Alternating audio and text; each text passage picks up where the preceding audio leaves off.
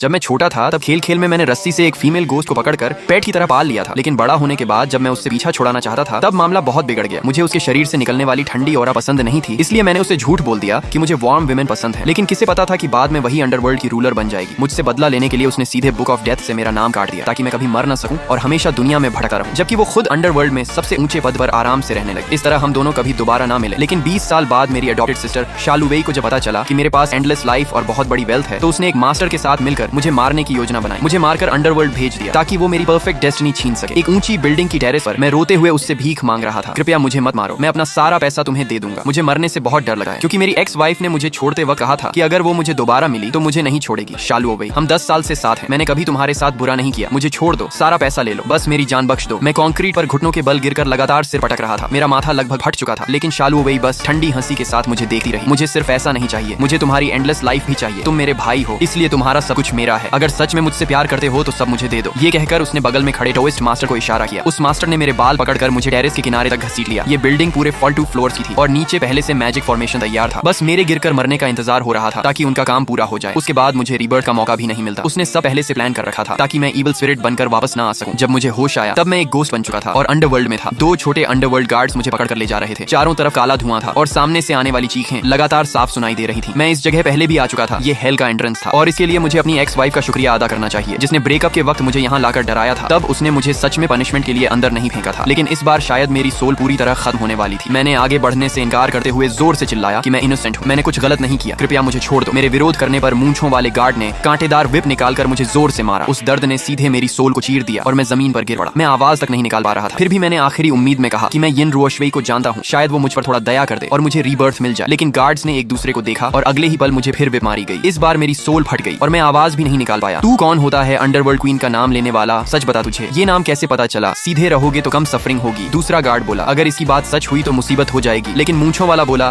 कि टाओइस्ट मास्टर ने कहा है कि इसका नाम बुक ऑफ डेथ में है ही नहीं। ये कोई क्रिकेट पाथ वाला आदमी है जिसे कुछ ट्रिक्स आती हैं, इसलिए क्वीन का नाम जानता है। डरपोक मत बनो, ऊपर वालों को पता भी नहीं चलेगा। हमें पैसा मिला है तो काम पूरा करो, जल्दी करो वरना प्रॉब्लम हो जाएगी। तब मुझे समझ आया कि ये गार्ड्स उसी ओल्ड टाओइस्ट के साथ मिले हुए हैं जिसने शालुवेई की मदद की थी। इतने में जब मैंने हेल के विशाल गेट को देखा तो मेरी सोल डर से कांपने लगी।